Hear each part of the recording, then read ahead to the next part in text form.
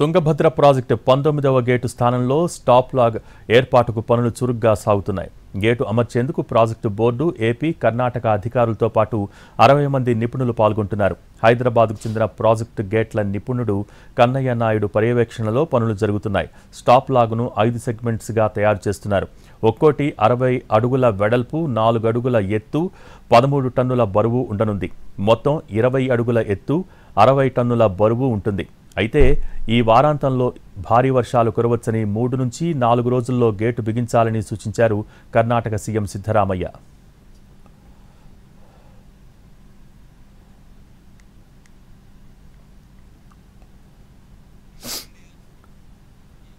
తుంగభద్ర సంరక్షణకు ఆంధ్ర, తెలంగాణ సీఎంల సమన్వయం, సహకారంతో పనిచేయడానికి సిద్ధంగా ఉన్నామన్నారు కర్ణాటక ముఖ్యమంత్రి సిద్ధరామయ్య. కొట్టుకుపోయిన తుంగభద్ర గేటు ప్రాంతాన్ని నిన్న పరిశీలించారు. తర్వాత వంతెనపై ఏపీ మంత్రులు నిమ్మల, పయ్యావులతో మాట్లాడారాయన. స్టాప్ లాగ్ గేటు నిర్మాణం పూర్తి చేసి నీరు వృథా కాకుండా కాపాడే ప్రయత్నాలు సాగుతున్నాయని అన్నారు సీఎం సిద్ధరామయ్య.